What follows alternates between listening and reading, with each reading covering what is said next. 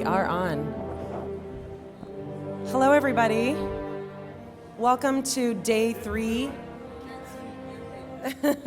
Welcome to day 3 of Halo Fest and Xbox Talks 10 years of Halo. Have you guys been having fun? Yeah! Did any of you see the Halo 4 panel? Yeah! Unfortunately, we won't be taking questions about Halo 4, but we are here to talk about, I was calling it when I was on Larry's podcast, old fogies talk about old fogey things. Yeah. But it's just Xbox Live talks about 10 years of Halo, Xbox. So let me introduce the panel. First, a man who needs no introduction, Larry Herb, AKA Major Nelson. Thank you. To his right, we have Jerry Hook, who is an Xbox Live founding member. To his right, we have Doug Hebenthal, who is Xbox founder, one of the first 7. Next to him is E, who is Director of Architecture for Operations. And I believe you know Steptoe, who is Director of Enforcement. He is the mighty Ban Hammer. So, where to begin? Anytime we talk about history, you always want to start at the beginning. So, in the beginning, there were tech demos. There were butterflies. Does anybody remember the butterflies? There were mousetraps that blew everybody's mind. Do you remember these guys? Rex and Raven? Yeah. And then there were games. I don't know if anybody's ever seen that before, but that's the night Xbox launched. It was our friend, I think, Doug, visiting our pals Nintendo down the street. There may have been a little too much drinking involved. So the sign did survive. The question is, did you know I had that photo? Well, I figured someone had it. Who was driving the car? I'm sorry, I can neither confirm nor deny that I know anything about the car. I think it was remote control. Yeah, it was Guilty Spark. Guilty Spark did it.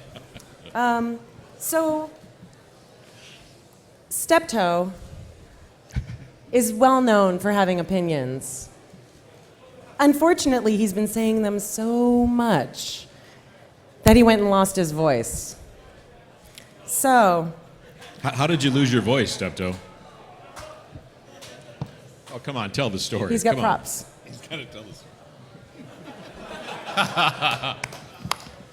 So Steptoe, real quick, what were your opinions about the shooter on the console?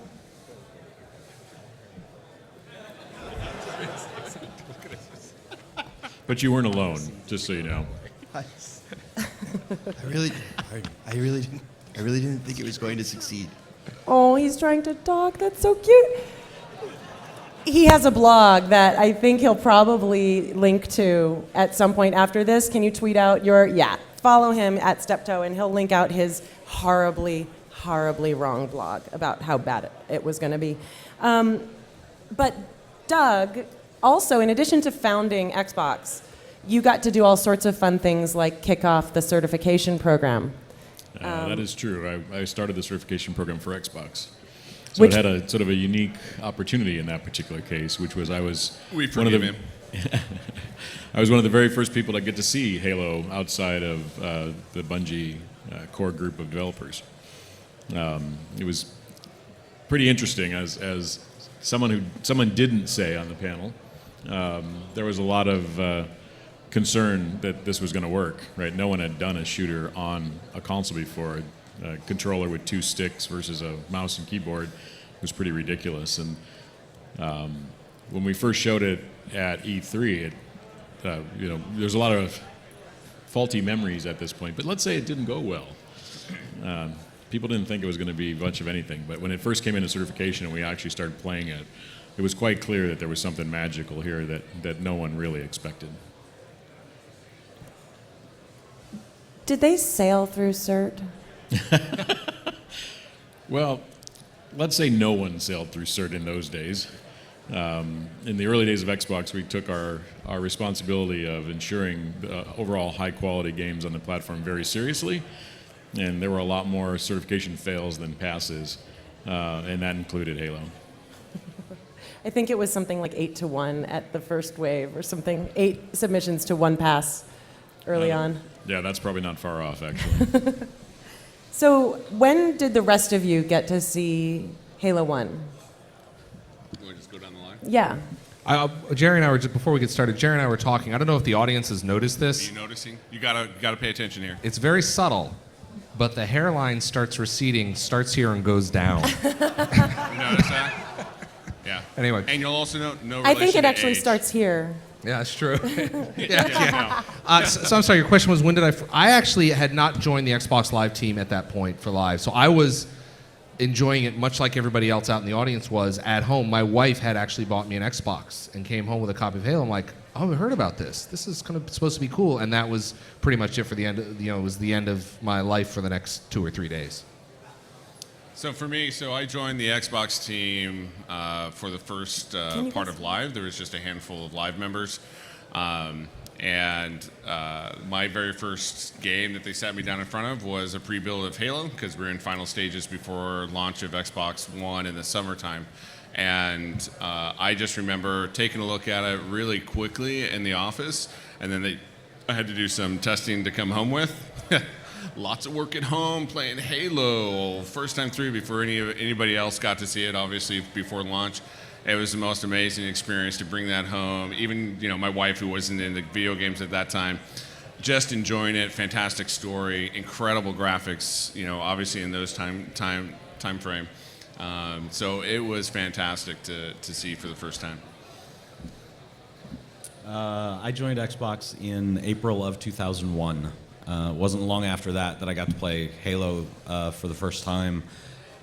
In the early days, probably as we were leading up to launch, starting like summer of 2001, we were bringing games home basically every day to test and try to get as many people as possible playing all of these games and finding out what worked and what didn't. I remember in August, really close, everything's almost done, the consoles are on their way over, Halo's just about finished, so I planned a weekend with a coworker. And Friday night, we took a dev kit home with an almost final copy of Halo, and we were going to co-op the game the whole way through together. It was going to be a great weekend. We got takeout.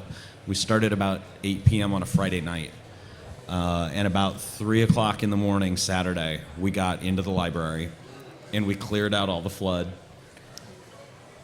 and nobody would come to lead us out of the library. There was a game-breaking bug. So after 7 hours of co-op, we were stuck and had to stop and went to work on Monday and reported it. Oh, yeah, sorry about that. Take the new build. Yes. So it was amazing, though. Like other people have said, we knew right away there was something special. We actually had spare closets at the time at work because the Xbox team hadn't exploded yet. We had TVs set up in the closets with cardboard between them for system link play at breaks. So it was pretty obvious that it was going to be a big deal. I was working on other launch games at the time, but every other game went down. Every other game team took a productivity hit from 5 p.m. till 11 that night or midnight. Everybody playing Halo, theoretically testing it, but really, really, really just playing it. So that was awesome. So speaking of System Link, not all of us were playing on online before 2002. In fact, very few of us were. Did any of you, you're going to date yourself, have any of you ever played a game on X-Band? There were only 7,000 subscribers for real. Mortal Kombat, right? Yeah, that was pretty much it. We played that at the office too, and but again, that was 7,000 subscribers. So talk about before Live launched. What was it like to play an online game? So from my perspective, I believe everyone will remember Battle.net back in the late 90s. And the Diablo days, and how hard it was to get anything if you were playing, Warcraft 2 or even the early days of StarCraft. Connecting to somebody else was a pain. If they had bad NAT problems, they had all these issues trying to get connected. And then once you got it connected, it was like, okay, don't touch anything, and we're going to have a marathon session. So those were like the early days of connectivity. And anyone remember Dreamcast and their online attempts? Yeah. All right. Okay. So they really led the way on what not to do for game setup, and we learned a lot from that. Certification is a good thing. Yes. It was really brutally hard to play multiplayer back in the day. It was, not only did you have to go buy the modem add-on for the Dreamcast or whatever console you were playing with, but the services we take for granted today, like your identity, your gamer tag, matchmaking, being able to connect to people. Back then, being able to connect something in your house to something in someone else's house was unheard of. It wasn't done. And that meant that it was almost impossible, no matter how hard you tried, to play a console game online. You had to be really dedicated. I actually remember I used to use, was it XP Connect? Is that what it was? Yeah. You know, I used to bring my neighbor over, and because you'd take forever to search for a game. I don't know if you remember this. But while we were searching for a game, I happened to have my very large laptop open at that point. I think it was a Pentium. Anyway, and that's when we first discovered Red versus Blue. While we were matchmaking over XP Connect, I'm like, hey, look at this. And so that's what kind of kept us, I'm sure, probably like other people, kept us amused while we were waiting to finally match up. But the only way you could play was if you had somebody else in the room, because as E pointed out, communication and voice communication like that just didn't exist. So the best way was right next door. Anyone remember a game called Revolt? It was a racing game. It was like RC cars, but you were racing in the real world. So like tables and chairs and basketballs were huge, right? And you were this little RC car that you were driving. It only worked on the PC. And this other Xbox founder named Jay would call me on the phone and start talking trash to me on the phone because I wasn't online to play against him on Revolt. And so I'd get on a PC and we'd start playing Revolt back and forth, and he'd be trash talking me on the telephone. So I'd be on the phone, he'd be on the phone, doing this, right, trying to play Revolt. And truthfully, that's where the whole notion of, oh crap, we have to have voice in live came from. Because we would literally, and we did this all the time. Like he would call me, he'd start trash talking at me, then I'd have to get online, which was a pain, on the PC, and we'd start playing Revolt. And it turns out, and this is kind of a little known fact about Xbox Live, the very first sample code we provided to developers was Revolt. We actually licensed that code from the developer that created it originally, and then we tweaked it to work on Xbox Live, and it was the first game to ever work on the live infrastructure, and it was the first game we ever sent to developers to actually learn how to develop for live and have voice integration and all of the multiplayer stuff. So I think what you just said, Steptoe, Doug just said, smack talk will get you everywhere in life.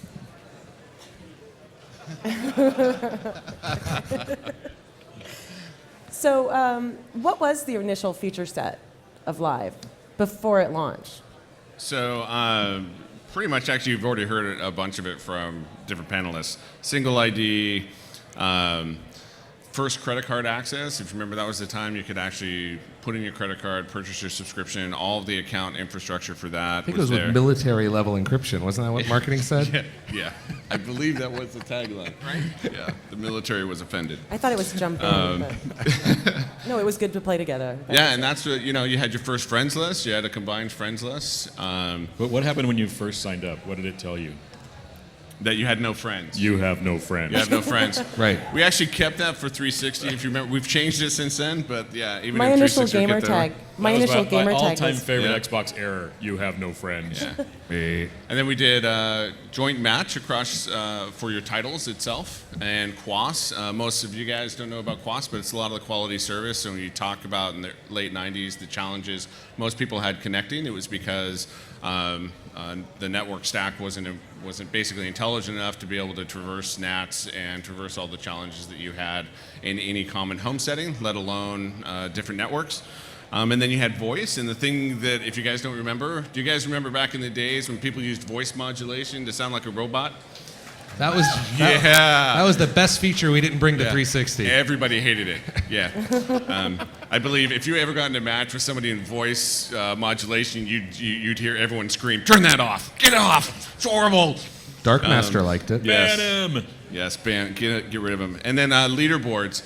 And something no one has ever seen outside of the team when I was doing a lot of the original commerce work, this is an original Visa for Let's see this. Xbox Live. And what you'll see on it, it's just like any other standard Visa, is you'll see your name plus your gamer tag. So my gamer tag right there is Tick. You see that, you'd use it just like anything else. We had a lot of different... Somebody wants to take a picture.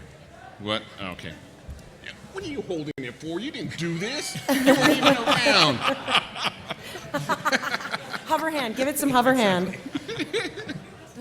So the funny thing was we were looking for a lot of different commerce pieces besides, because we wanted people to incentivize. We had a lot of challenges with people putting in credit cards, which is why we moved to stored value in 360. And the problem with that was how do you provide incentives? And so this was one of our first, could we have a Visa that provides rewards? Of course, everybody now probably has rewards on everything, but back in that time frame, there wasn't a lot of programs like that. And so then leaderboards for making sure that you were challenging your friends was part of the original stack as well. And there were some tricky hardware decisions, Doug, that maybe you can talk about that allowed some of that to happen. Yeah, dial-up Doug. So it was, if you think back to the time frame of Xbox original launch, we started working on the project in '99. Broadband at that time frame was effectively non-existent to the home. In early 2000, we had to make a trade-off decision between narrowband modem dial-up, which is what Dreamcast had done, and broadband. We knew broadband wouldn't be to the home. We knew Xbox Live wasn't for another year at least. After the time, marketing had all kinds of studies and research and plans that said that we were crazy to do anything other than narrowband. There'd be no real gaming option. But there was a small core of people, led primarily by Jay, another guy named Cameron Ferroni, which some of you may know or may not, who's one of the founders also of Xbox, who basically said we have to do broadband. The future of gaming is broadband. The only way this is ever going to work is going to be broadband. And literally, that was a 3-month argument. And I'm not actually exaggerating. It took us 3 months to kind of work through. But didn't the argument continue all the way through to live launch? Because I still remember no, broadband's never going to make it. Never going to be big. Broadband pretty big out there for you guys? Yeah. I mean, I have to say one thing. That's pretty amazing because you put it in the box, and it sat there for a year, right. essentially dormant. I mean, certainly we talked about these other ways of connecting, but it sat there for an entire year before it lit up. I mean, how many of us today would buy a console or something on good faith with a feature that was there saying, we'll light it up later, don't worry about it. I mean, that's pardon me? Okay, 3DS, touche. One of the biggest things that came out of that decision, too, was one of the early decisions that was already made when I got there was voice was going to be everywhere. You would have to have voice in your game. That couldn't have happened without broadband. If there hadn't been an Ethernet port in the back of the Xbox, you wouldn't have been able to talk to your buddies when you were playing Halo 2 over live with them. And we all take that for granted now, I think. But back then, you didn't get to talk to people you were gaming with. Like Doug said, you had your phone, you stayed at work late at night so you could use the speakerphone in your office when you were gaming. And that decision trickled down into so many other things like voice. It also trickled down into cameras, and my very favorite live metric, which is TTP. Who wants to talk about that? Next question. Let's just say TTP made Uno the all-time favorite live game ever. Horrible. It's on Wikipedia if you really want to know what Allison's talking about. TTP. Are you really not going to answer that? I'm not going to answer it. I'm going to choose to plead the fifth and suggest that I will not answer that question. No one should answer that question. No one. If you see Frankie in the audience, find him and ask him what TTP means. He will tell you. Oh, okay. So, in the first wave of launch titles, what was the biggest hit? Do you remember what?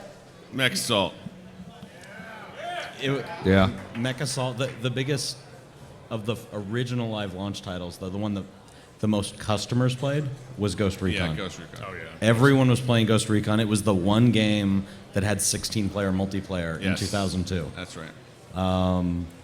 And then it kind of went game to game, but back then there were you didn't get the waves of games we get today, where you've got in a couple of months lots of great titles. It was a game like Ghost would ship, and 6 months later you'd get a Mech Assault, and 6 months later you'd get something else. But it was also like today we take for granted that the dashboard gives you messaging, gives you seeding that people have to create top spin for titles. Like we didn't have that either, right? And so you created these islands. If you bought Ghost Recon, you'd have to go to all these different ways to find out about the different titles.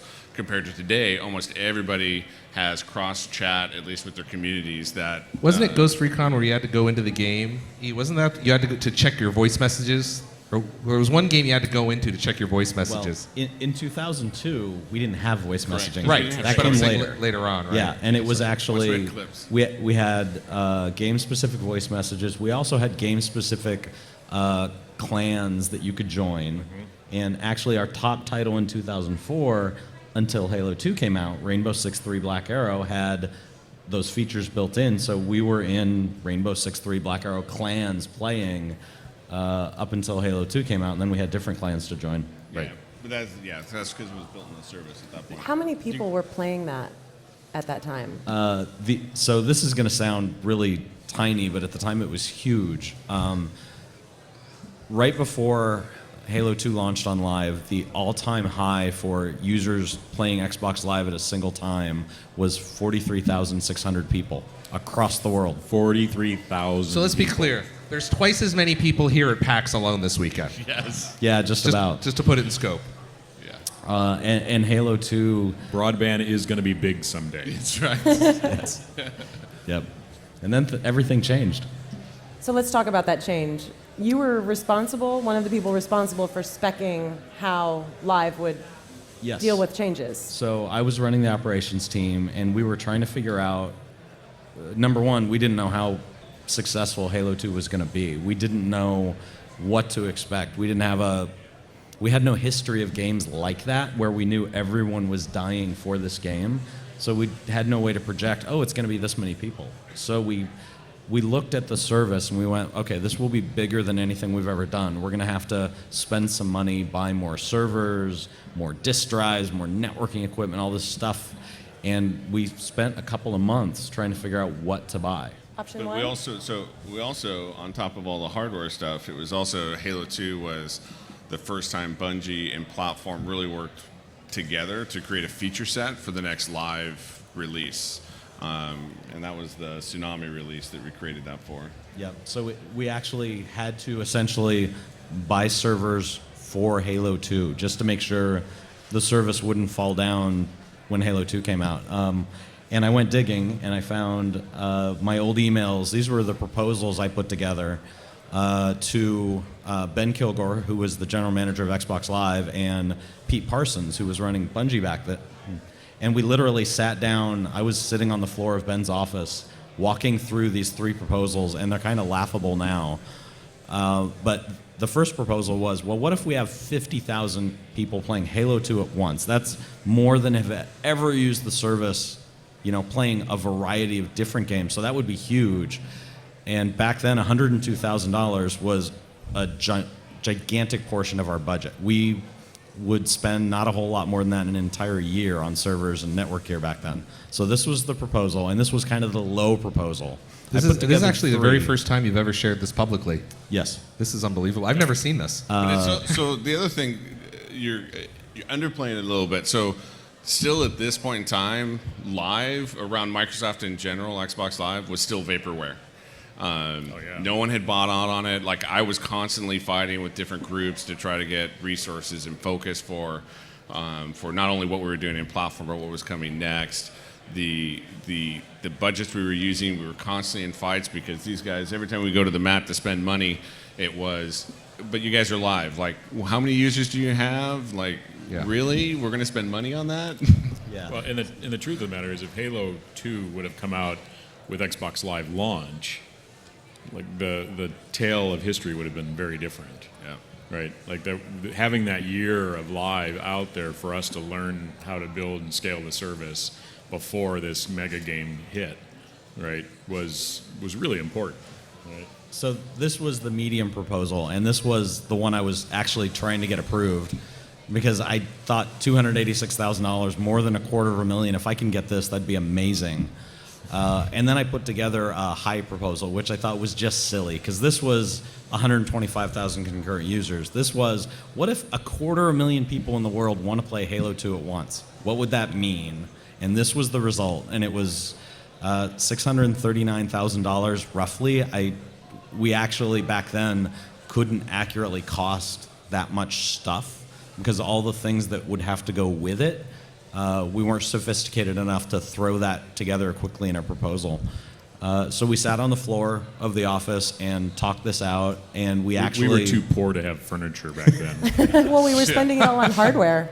We actually spent a couple hours talking about this, and I was up on the whiteboard answering Pete's questions. And Pete finally said, you know what, let's do it. We'll find the money. It's, Halo's our thing. This is going to be really big. And we all thought it was crazy. We're preparing for 250,000 Halo users. We've never seen more than 43,600 people. And then November came, and we turned it on. You guys really have to really understand. Up to this point, we had barely hit that 50,000 mark. Yeah. And we're trying to sell, this one title is going to do 10 times that amount. Yeah. I mean, it was insane for people to listen to us. Well, and to put it in context at sort of the more senior leadership level, we weren't a game business. Yeah.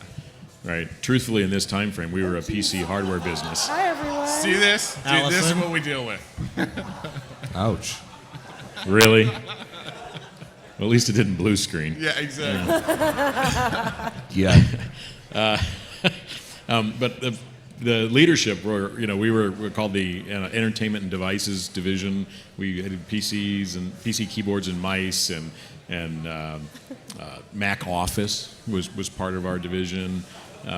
Totally true.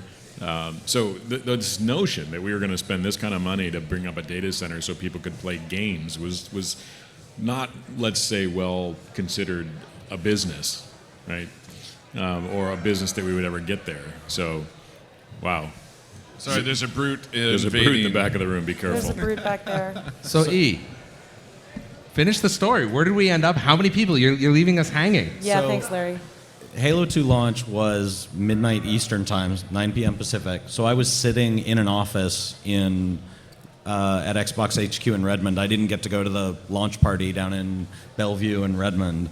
And I was watching the graphs of how many people were logged in and playing. And I was sending out emails every 15 minutes to Doug and Jay and a whole bunch of other people. And this was where we first saw how quickly people could get from a midnight release party at a store back home, take the shrink wrap off, get the game in. It was 20 minutes or so back then. It's gotten shorter now. And all of a sudden the numbers start going up, and I'm sending out emails. It's like, we're about to break the old record. Oh, we broke the old record, 50,000, 60, 70. And as part of this, I keep saying, and everything's fine. The service is running fine. There's no problems. And this goes on. We break that first night, just a couple hours after launch, we're already over 125,000 people playing at once. And they're basically all playing Halo 2. Normal people hadn't gone up to go to work yet. Yes. This was about 2:30, 3 o'clock in the morning Pacific time. And I sent out an email saying, hey, there's still about 120,000 people on. Been here all night. I'm going to go home and go to bed. Everything's just fine. Before I could shut my laptop down, I get a mail from Jay, who's online at home, going, okay, no, really, what's wrong? And he just didn't believe that it was running that smoothly. The next night, when everyone had a chance to get their copy and get it home, we had basically quadrupled the old high of 43,000 users. And we landed somewhere in between the 125,000 and 250,000 projection. If we hadn't gone with the big $639,000 deal, Live would have never survived the first 12 hours of Halo. We And kind of how got long lucky. would it have taken, if Live fell over, if you'd gone with something else other than the big one, and if Live had fallen over, how long would it have taken you to get it, to kick it and make it go again? Back then, it would have been a long time. It was, I mean, the team was so small. Yeah. We were, Xbox and Live was 50 people Yeah. at the time doing everything. Yeah. So, Yeah, and I wasn't at the launch party either because most of the product team was on call or in the office waiting for things to go bad. But But yeah, it very was. If you remember optimistic. back in those days, every time we did an update, we took the service down for A day. or longer. Sometimes. I forgot about that. Don't Well, and just put it in context. remember that. Just put the equipment in context, right? I mean, if we didn't order enough equipment and we had to reorder this equipment, like sand clusters, like there were hundreds of these in the world, right? That weren't like sitting on the shelf at the store. Right. So if you had to order one of these, it would take weeks and weeks and Yeah, weeks. to he's actually not get that. calling Newegg. Yeah, no, you're not calling Newegg, there which were- was still Egghead then, right? There were times for some of this gear when we would call and say, "Hey, we need you to we need to buy a blank," and they'd go, "Okay, we're gonna have to manufacture that." And so you had to get it right, and we honestly did get a little lucky. That's a really good story. I had never heard it before when I pinged these guys about, do you guys have any old stories from Xbox One? And also, I don't think we've mentioned this, but has the very first gamer tag ever in the history of gamer tags. Yeah, and I also I'm I have number victim of 5. one of the best Halo bugs ever, and actually in Halo 2.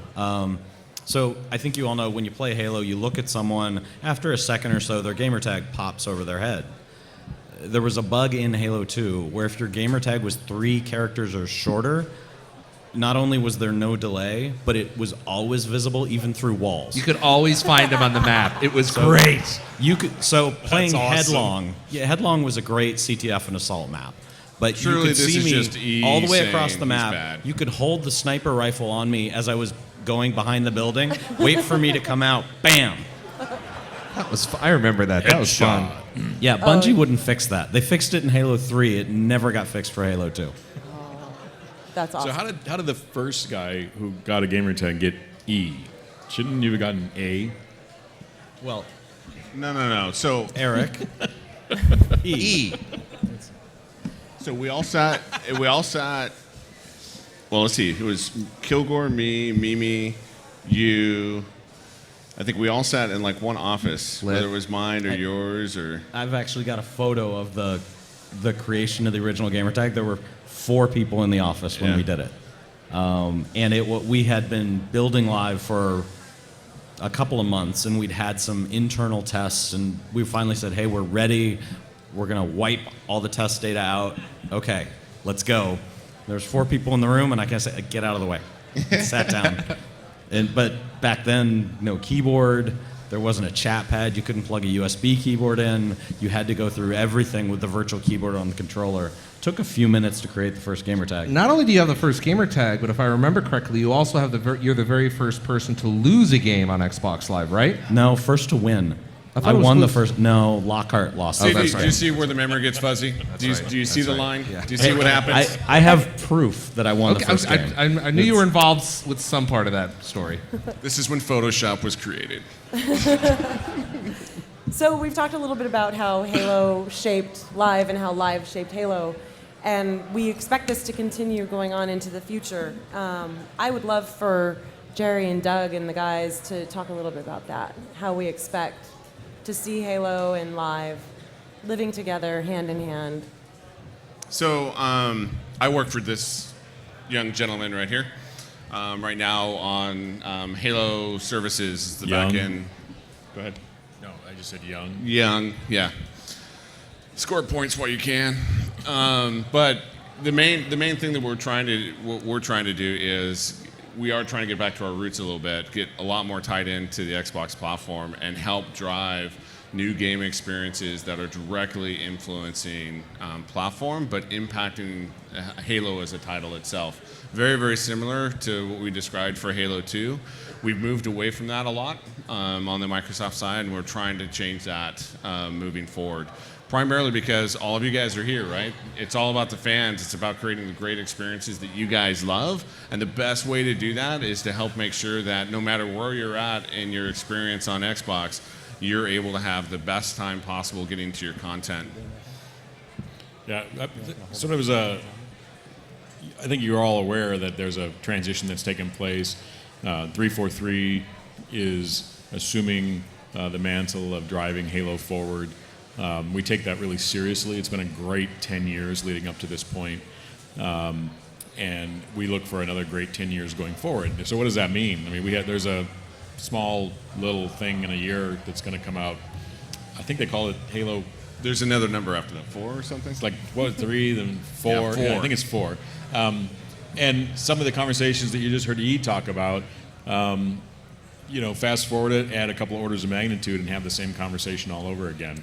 So one of the things that my team does, and as Jerry said, he's the key guy in driving a lot of this. After having spent 10 years in live, he's come over to Halo to really move our back-end service forward.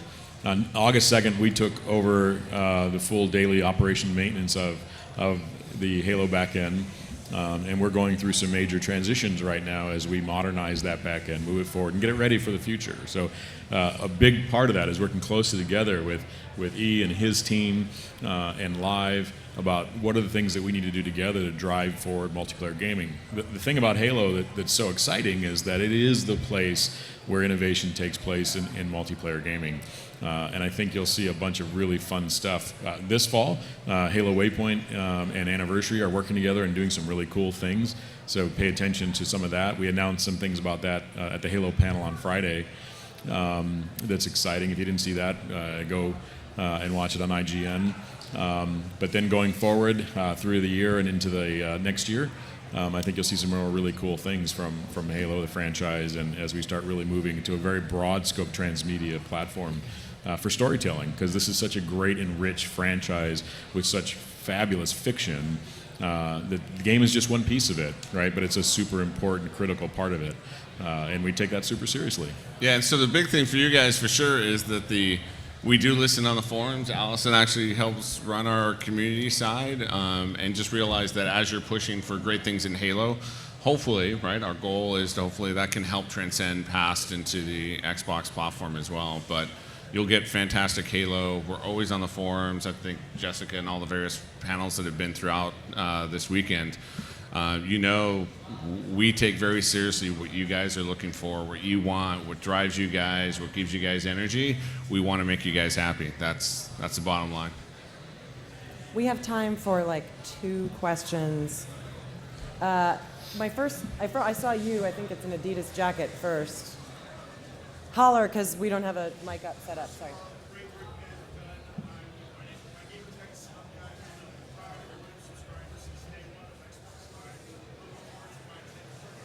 Awesome.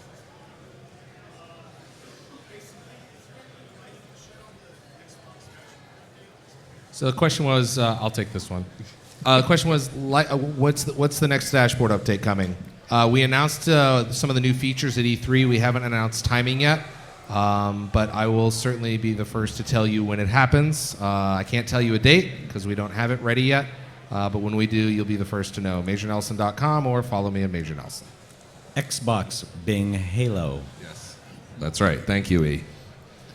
And now for our next commercial announcement. How about you? Holler, and make sure to repeat the question.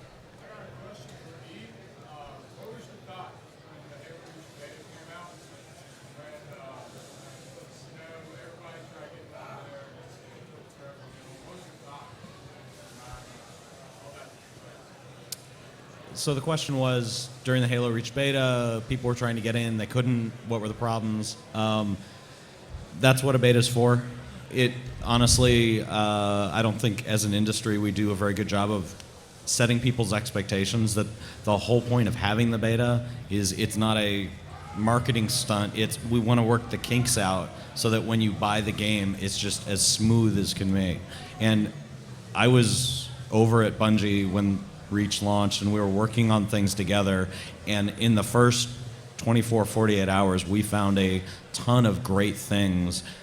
And it was wonderful that we found them then and not in November. I know as an end user, you want to play. It's the first day. You're excited.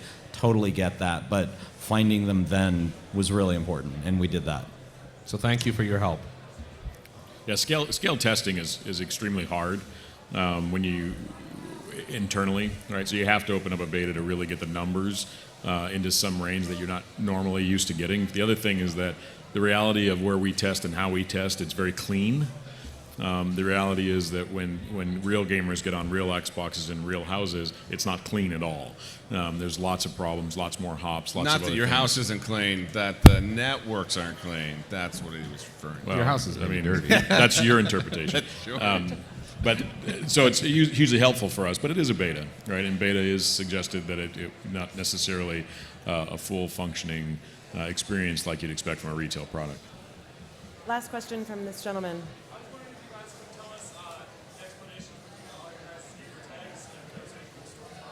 What is the question was, what is the story behind your gamer tags? I'll start. Mine is fairly well known. When I got the job at Xbox, I came home. My TiVo had recommended I Dream of Jeannie, and the lead character is Major Nelson. Oh, that's funny. Okay, seriously, I'd never heard that story before. Really? Yeah. Well, if you listen to our podcast, Podcast? Yeah. What? Don't worry, we're still educating Doug on technology that we're working on. Mine is Tick. It actually came from, there's a certain jawline that I've got going on here, as well as my previous team used to draw tons of pictures of me as the Tick. Spoon. So, yes. This is really So good it's to stuck. know. We have artists. Yes. Thank you, Allison. I have the TV series on DVD if you need reference. Yes. Mine's Doughboy. My email address, I've been at Microsoft for over 20 years now. In the early days of Microsoft, your email address was your first name and your last initial. My name is Doug Hiebenthal, Doug H. Doe. Doughboy was logical for me to pick. The funny story about my gamer tag was that I was actually a little lazy when we went public, not public, but we went to the beta, and didn't get Doughboy right up front like I could have. And somebody in Germany actually got it. And so I had to go to our privacy group and say, I kind of screwed up and I didn't get the gamer tag that I should get. And they're like, well, it's beta, and I guess so we can offer this. So we offer the guy in Germany 2 additional beta enlistments for the very, very first live beta, which of course was like offering someone gold. And so he graciously gave up the gamer tag in order to get those 2 betas. And then the very next time that lawyer called me, I had to talk to a lawyer about this whole thing, believe it or not. It was a true story.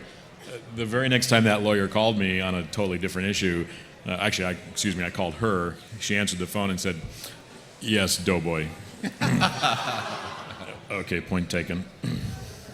I mean, mine's easy. It's E for Eric. The problem I was having, though, when we were trying to figure out, those of us who were building live, were trying to figure out what would our gamer tags be, and I was drawing a complete blank. And kind of the default people were thinking of was, well, I'll take my name, and I thought, Eric, that's really boring for a gaming service. Who has Eric? Do you know? I don't. Oh, okay. A guy I named thought about Eric. grabbing Thank you. E and Eric Steve. both, but Right. I felt bad. I didn't want to like stomp on or squat on the names, so I just grabbed E. And honestly, at the time, it was just because it wasn't Eric. We had no idea that people were going to think single-letter gamer tags were cool. So Oh, they are. Well, we haven't heard from Steptoe yet. Try and do this. do you want me to tell your story? Well, it's partially my my name at Microsoft, as was mentioned a minute ago. They combine your name, and so mine was pronounceable as Steptoe, and that's just part of Stephen, and then the first 2 letters of Toulouse. And so when I was a part of the multiplayer beta, we had a Microsoft employee internal only beta for a very short amount of time, and I think it was October of 2002. Yeah, September, October. So I just got my email name as my gamer tag, and that's where it came from. In the early days of Microsoft, there wasn't friendly names on email. So you were your email name. So I was most commonly known inside of Microsoft as Doe, not Doug. And there were lots of people who had funny names. I worked with a woman named Catherine Hill. Her email name was Chill. And then there was Joe Tayo, who was Jot. Yeah, we can go on and on and on. But it became kind of part of the culture, and those of us who have been here a really long time, that sort of stuck with us for a long time. So I actually have a quick question for the audience, Allison, if I can. Absolutely. Who's seen this photo before? So this was actually a bank here in not far from here in Redmond, Washington. They put this up for Halo 3, and I happened to drive past it. It was on my way from home to work, and I saw this, and hey, that's cool. And I got to work, and I sent an email to Jay and to my boss at the time saying, saw this thing, it was really cool, thought you'd be interested. Got back an email from Jay, well, if you really wanted to, do your job, you would have stopped and taken a picture. So at lunch, I drove back, got out of the car, took the picture. Clearly a late lunch, by the way. 2:41. Lunch. Yeah. Took the picture and emailed it, and I honestly don't remember how it got on the internet because Twitter didn't exist back then, Facebook, but somehow it wound up on Kotaku with no attribution at all. I don't know where they got it from, but this picture is now everywhere. First Mutual You didn't make Bank it with doesn't one of those generator websites? No, but this bank doesn't exist anymore. That's so. right. Yeah. So your job is to find this bank. All right, well, thanks, guys. We have to clear out. We're running a little bit late. I think maybe we'll stand over here. Some of us, those of us who can talk and don't have to run to another panel, we can sit and answer more questions if you like. Thank you very much for coming. So hey, wait, we're last. Hey, Lisa is over there in the store. Lisa? There's some fantastic gear over there. Make sure you go check that out, and say hi to Lisa. Okay. Tell her Lisa. Jerry I have sent you. plushie. They're limited edition, only sold here. That's right. Thanks, guys. Thank you.